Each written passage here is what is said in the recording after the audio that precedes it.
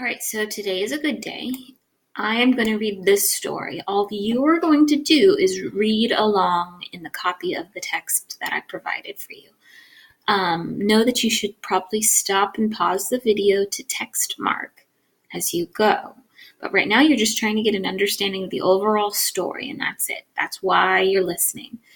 I'll be stopping along the way using these tools here to text mark for some challenging vocabulary. Okay? So make sure you have a copy of the story out in front of you. And if I can, I'll break it up into a couple different videos so you and I can have breaks. It's called The Creature and the Queen. And then it's the focus question is, who is the queen and how has she affected this world? I let the octopus creature inside, and now it's sitting on the table in the little house in the desert, giving me the once over. It doesn't look impressed. Who might you be? It asks. I'm Quinn, and that's Odie. I say. Outside, Odie lifts his head and wags his tail to the sound of his name. Who and what might you be? You couldn't pronounce my name with your inadequate human tongue. Jasper refers to us as cephaloids for our resemblance to certain creatures from your world. Though I'm not sure if we should take offense. We're the natural residents of this realm. You can call me Seth, I suppose. Is Jasper also human? Very much so, though I don't begrudge him that. Okay, so let's stop for begrudge, because I'm not quite sure. Very much so, though I don't begrudge him that. He's a decent enough fellow, allowing me to secret myself away in his domicile on occasions. So I know grudge. I know the word grudge. Ooh. I've just broken it. So I'm going to mark you. Cool. Begrudge. So I don't grudge. Grudge is like if you hold a grudge with somebody, you get mad at them. If I put a star right, there we go. Very much so, though I don't begrudge him that. He's decent enough. So she's not mad. She doesn't hold a grudge, I think is what it means.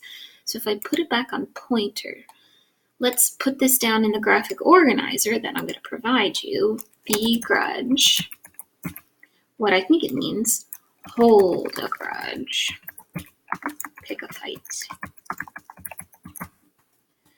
I used a familiar word to help me understand it. And then it's on page 4.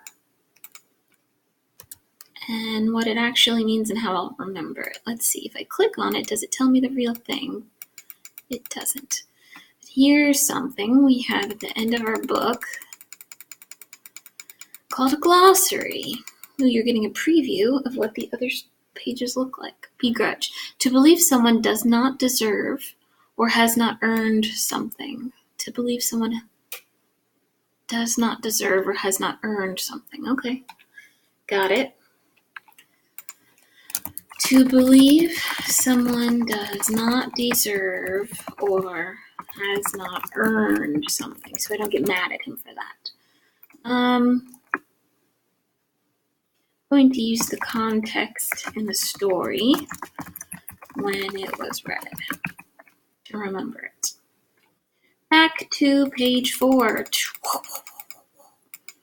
And then another hard word in the very similar sentence was domicile. He's decent enough fellow, allowing me to secret myself away in his domicile on occasion. Domicile. Secret away in his domicile occasions. And then I'm going to read the next sentence. Maybe that's better. Seth shakes slightly and shimmering sand dusts the table. As he speaks, the sand swirls and forms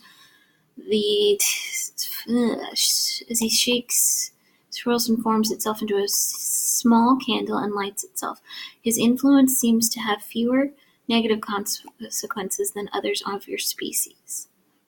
Interesting. So domicile, it doesn't really give you a ton of context clues there. Sad. So domicile.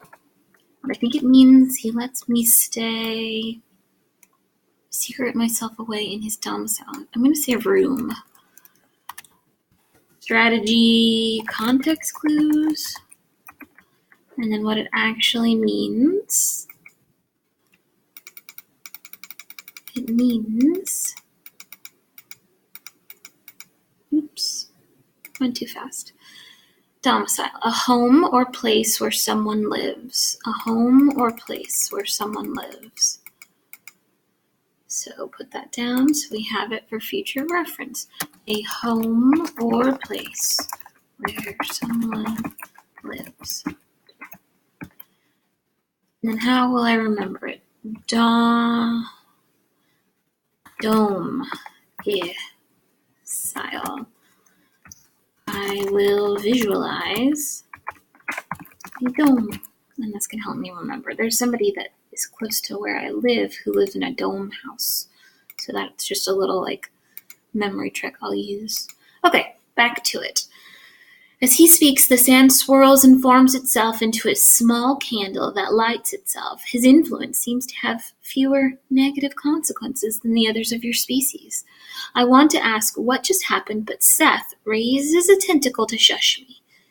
You humans have been interfering with our world for longer than any of us can recall. The creature huffs.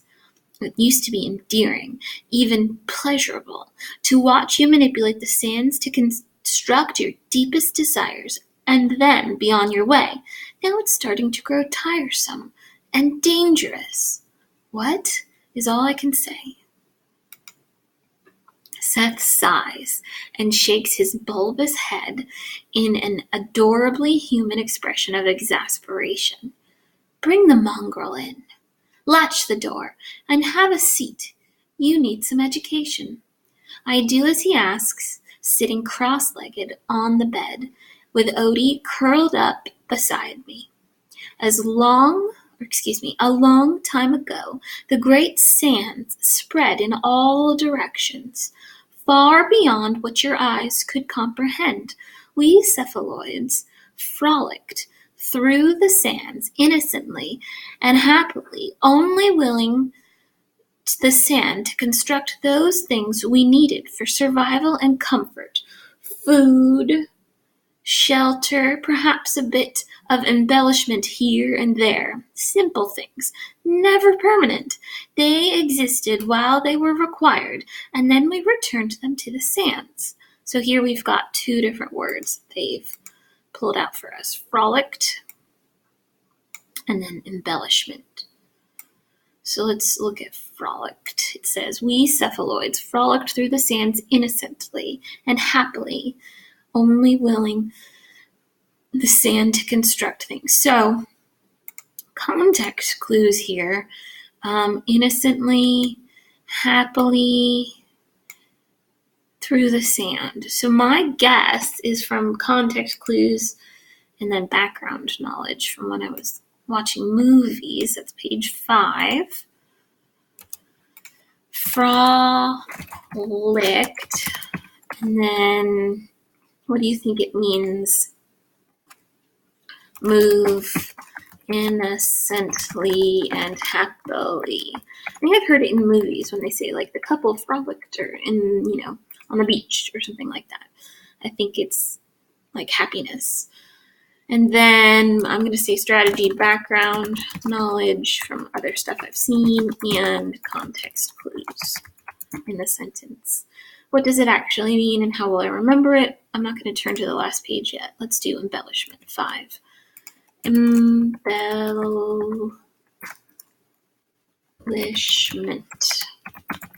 That one's harder. Let's go see. Says, for survival, food, shelter, comfort, perhaps a bit of embellishment here and there, simple things, never permanent. So embellishment. It's not the basics, because the basics he already listed. I'm doing it again. The sands innocently and happily, only willing the sand to construct the things we needed for survival and comfort, food, shelter, perhaps. So he's saying food, shelter, but perhaps a bit of embellishment. So it seems like extras. Embellishment might mean extras because he's like kind of admitting it. Okay, So extras. And then I'm going to say context clue. And then let's go look up what these two words mean.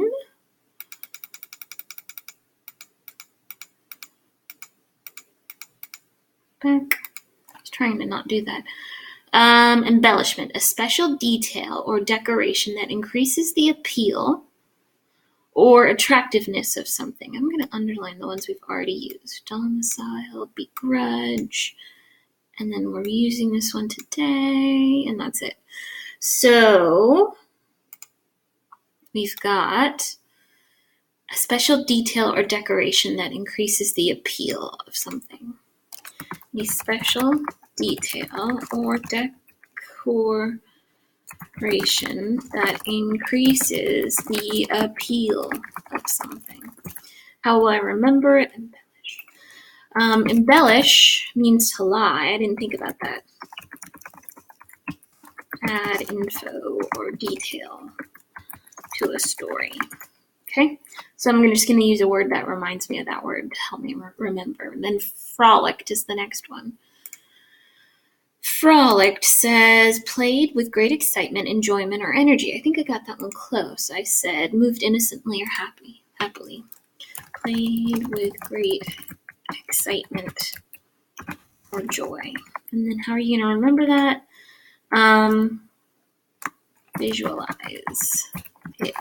Frolicked, like frolicked on the beach or something like that. Whee! And you're splashing in the sand. That's what I was thinking from a movie. That's why I was trying to use background knowledge. The illustrations are crazy on this, kind of giving you a heads up on what's coming.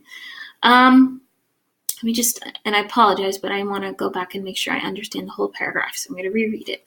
A long time ago, the great sand spread in all directions, far beyond what your eyes could comprehend. We cephaloids frolicked through the sand innocently and happily, only willing the sand to construct those things we needed for survival and comfort. Food, shelter, perhaps a bit of embellishment here and there. Simple things, never permanent. They existed while they were required, and then we returned them to the sands. We'll pause, and then you can take a break. And